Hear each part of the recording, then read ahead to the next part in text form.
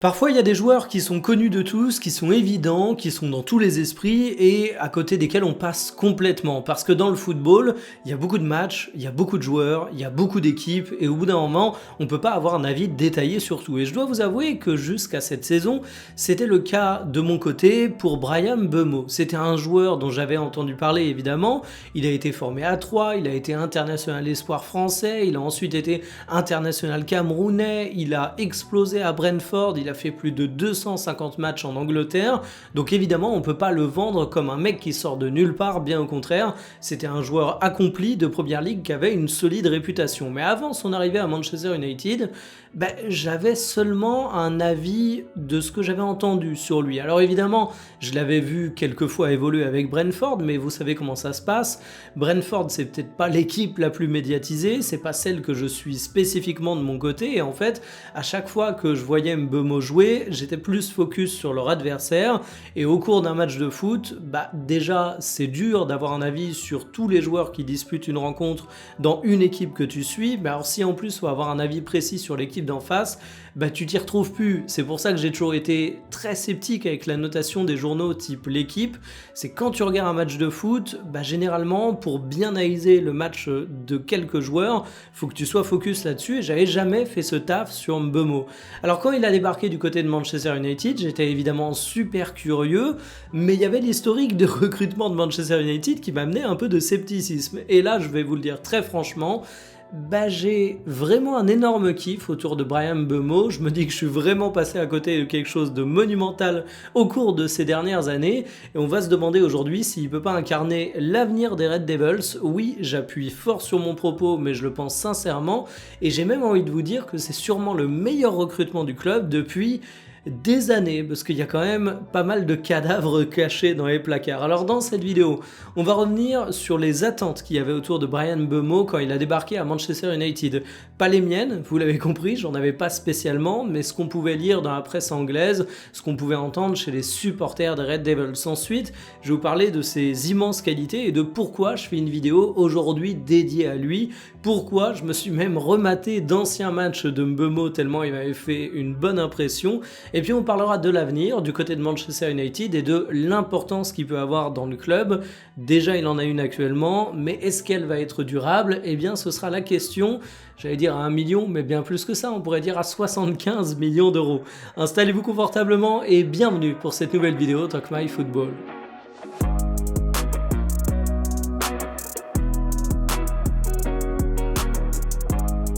Alors qu'est-ce qu'on attendait de Mbeumo au moment où il a signé à Manchester United? Il faut dire qu'il arrive à l'issue d'un troisième mercato qui est le signe de dépenses absolument stratosphérique de Manchester United, puisque sur ces 3 saisons, tu as dépensé au total 700 millions d'euros. Et le plus triste, c'est que dans ces 700 millions d'euros d'investissement en joueurs du côté des Red Devils, t'as pas forcément des noms qui te reviennent immédiatement. Si je prends le plus ancien de cette période de 3 ans, c'est celui en 2023-2024, 210 millions d'euros de dépenses. T'as du Højlund, du Mason Mount, du Onana, bref, des réussites qu'on qualifiera poliment de disparate pour pas tirer sur certaines ambulances. Si on prend le mercato qui a suivi celui de 2024-2025, vous le voyez, 246 millions de dépenses avec Leny Yoro, Ugarte, Matthijs de Ligt également, et enfin ce mercato là avec 250 millions d'euros de dépenses. Autant vous dire que Manchester United continue à poser des sommes absolument massives sur le marché des transferts, et là ça se concentre principalement autour de 3 joueurs, Mbeumo dont on parle évidemment aujourd'hui, mais également Sesko et Matheus Cunha. Le départ d'Anthony est acté, Rashford et Sancho sont reprêtés, Højlund part lui aussi en prêt mais du côté de Naples, Garnacho est cédé à Chelsea. L'objectif du côté de Manchester United, il est absolument énorme, c'est de reconstruire une attaque. Avec Sesko, tu vas chercher un mec qui cartonne à l'étranger, avec Cunha et Mbeumo, tu vas chercher 2 valeurs sûres du championnat anglais. Et justement, des valeurs sûres, c'est un peu de ça dont tu as besoin, parce que je suis désolé pour les supporters de Manchester United, je vais afficher une image qui fait mal, c'est le classement de Premier League de l'année dernière où tu termines 15e, ce qui est évidemment une catastrophe industrielle pour un si grand club. Donc il y a des attentes absolument énormes autour de Mbeumo, mais j'ai envie de dire que c'est entre guillemets plutôt sain vu le contexte, étant donné que les attentes sont un petit peu réparties sur les 3 profils qui arrivent. Alors évidemment, tu as une prime d'attente aux 2 qui sont habitués à la Première Ligue, mais ça fait que t'as pas non plus la quête d'un homme providentiel, t'as pas non plus une recrue qui verrait tout ça peser très très fort sur lui. Mbeumo, tu peux avoir des attentes légitimes autour de lui, parce que c'est un mec qui a fait 4 saisons en Première Ligue, 5 saisons en Angleterre, qui a toujours été d'une grande régularité et qui apparaît comme une valeur sûre du championnat. Mais en fait, Manchester United a tellement été habitué à investir comme de la merde sur ces derniers mercato qu'il y a aussi beaucoup d'interrogations autour du montant de transfert. 75 millions d'euros, c'est absolument massif, mais c'est du transfert de club anglais à club anglais. C'est un joueur qui apparaît comme une valeur sûre, donc évidemment, t'en attends beaucoup. Les principales interrogations, c'est autour du fait que petit 1, c'est pas un joueur clinquant. Alors ça, c'est pas la faute de Mbeumo. D'ailleurs, je sais pas pourquoi c'est pas un joueur clinquant, mais je pense qu'on sera tous d'accord pour dire que c'est pas forcément le mec qu'on voit le plus passer dans les trucs tendance, hype. Lui, il se concentre sur le football. C'est pas plus mal, vous allez me dire. Et le deuxième truc, c'est que Brentford, c'est quand même pas Manchester United. Passer la marche du grand club, même si Manchester United n'était plus une grande équipe, mais ça reste un grand club, c'est délicat. Et on sait l'environnement autour de Manchester United, les anciens joueurs sont extrêmement durs, la presse est extrêmement dure, les résultats sont décevants. Pour dire les choses très concrètement, tu fais 3 mauvais matchs, tu te fais broyer par l'intégralité et l'étiquette qui était déjà toute préparée, recrue bien trop chère, on te la colle direct sur la tête, mais heureusement, Mbeumo, c'est une réussite.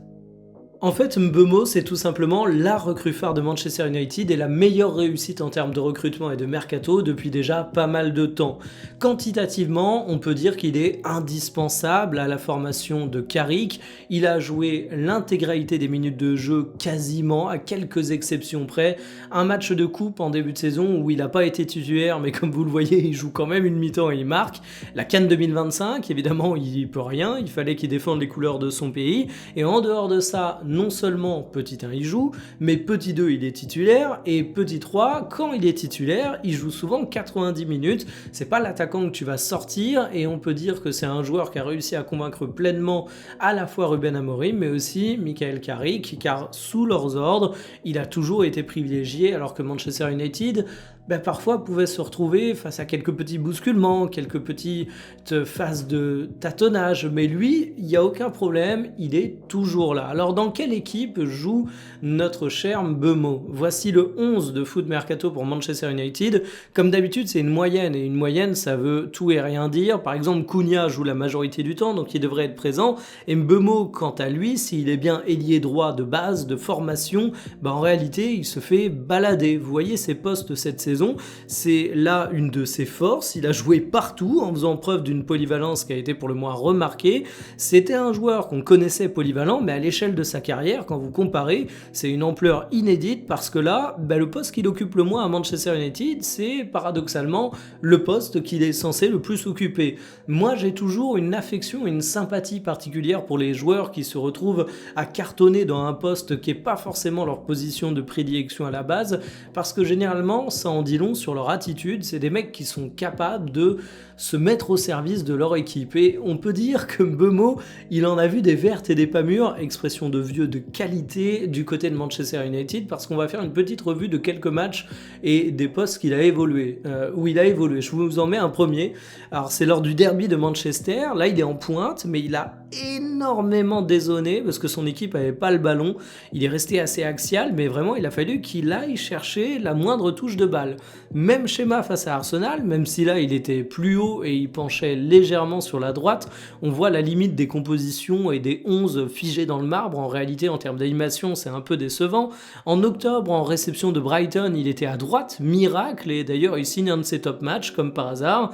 Il y a une vingtaine de jours face à Tottenham, il était par contre à gauche avec un rôle qui était très très présent dans les demi-espaces, et en bref, on peut dire qu'il a joué absolument partout, qu'en plus d'être baladé sur la feuille de match, il est baladé dans l'animation, et que c'est un peu Bob le bricoleur, c'est-à-dire que tu as besoin d'un avant-centre, tu vas mettre Mbeumo, tu as besoin d'un mec qui occupe l'espace, tu vas mettre Mbeumo, tu as besoin d'un mec qui prend la profondeur, qui crée du déséquilibre sur le côté, tu vas mettre Mbeumo, t'as pas le ballon, il faut que ton attaquant soit capable de redescendre, tu vas pas appeler Mbeumo. Si t'as un problème, tu appelles toujours ce bon vieux Brian et il accomplit toujours sa mission avec sens du devoir et une grosse capacité d'adaptation. Et c'est sans doute ce que je préfère chez lui du côté de Manchester United.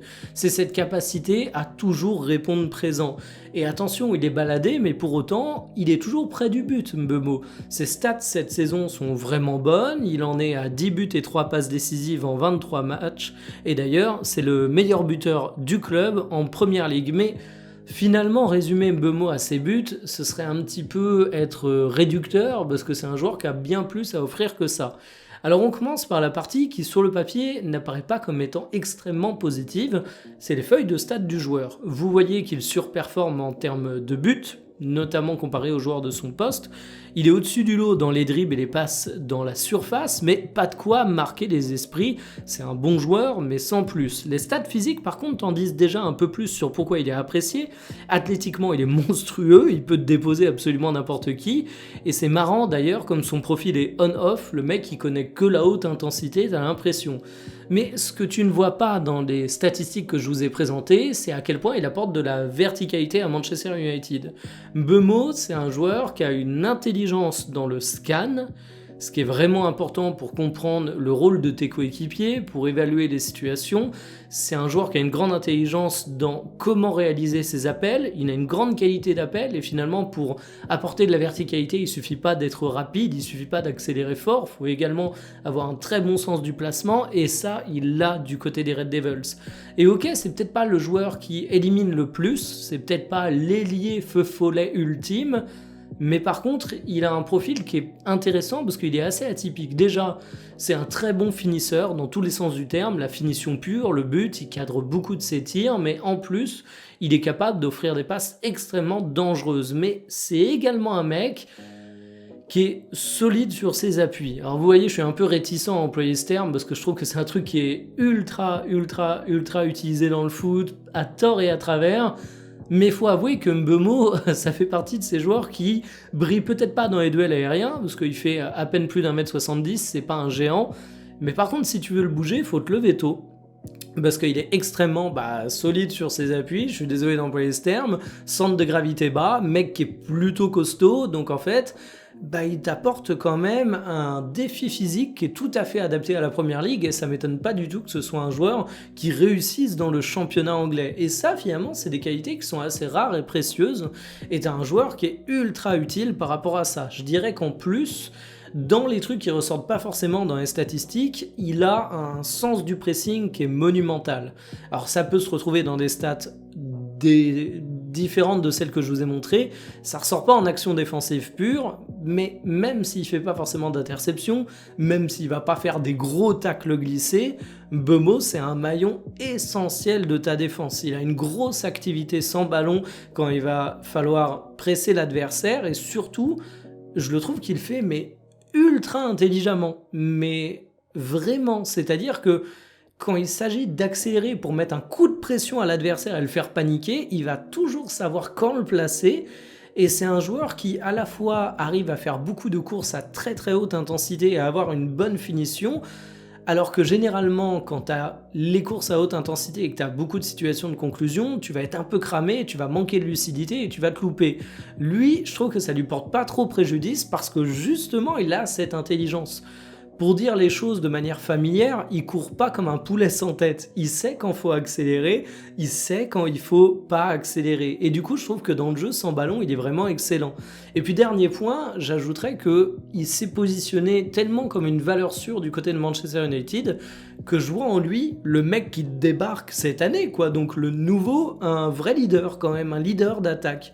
Et c'est ça que tu as été chercher chez Mbeumo, c'est un joueur qui est régulier, qui a une valeur sûre du championnat, et non seulement il arrive à répondre aux attentes par rapport à ça, mais je trouve même qu'il a balayé toute question d'adaptation. Il a été immédiatement efficace, immédiatement indispensable du côté de Manchester United, et en fait quand vous regardez ces matchs, c'est un vrai bonbon, un vrai plaisir à voir. Alors est-ce que Mbeumo peut porter durablement Manchester United? Alors déjà, premier point, oui, il porte Manchester United aujourd'hui, ça me semble relativement incontestable. Mais en plus, je suis persuadé qu'il a tout pour faire durer ça. Déjà, Mbeumo, c'est pas un jeune qui est en train d'exploser. C'est un mec qui a 26 ans, il a passé plusieurs années en Angleterre, il découvre pas le football de haut niveau et finalement, sa grande performance, c'est de réussir à faire dans un grand club ce qu'il a toujours fait dans un club de moindre importance dans le passé. Et encore, Brentford, c'est pas non plus le club de fin fond de tableau qui est toutes les années à lutter pour le maintien. Donc là-dessus, il m'inspire plutôt confiance. Et en plus, j'ai envie de dire que si Mbeumo arrive à le faire maintenant, il pourra toujours le faire. Parce que il a connu 2 entraîneurs en seulement quelques mois du côté de Manchester United.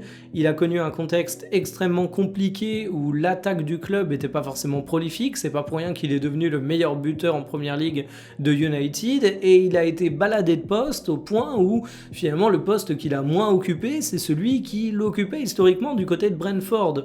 Si tu ajoutes à ça le fait que sur le terrain, il a une vraie attitude de leader et que c'est un mec qui a l'air d'avoir la tête posée sur les épaules, qui s'enflamme pas et qui délivre toujours de bons matchs, je me dis que ça promet pour la suite. Et j'ai envie de conclure en disant un truc qu'on dit trop rarement sur les joueurs, c'est que Mbeumo, il a une grande qualité, c'est celle de pas se blesser. Il a connu une blessure importante au cours de sa carrière, mais une seule, alors qu'il a 26 ans. Il a rarement des phases de grosses méformes physiques où il a besoin de se reposer. C'est un mec qui délivre avec régularité, c'est de ça dont a besoin Manchester United. Donc voilà, j'étais pas un grand connaisseur du joueur quand il a débarqué à United, c'était une de mes lacunes de connaissance du championnat anglais. Aujourd'hui, je la corrige, et Dieu sait que je suis content de découvrir Mbeumo. Sur ce, je vous dis à demain pour une prochaine, salut.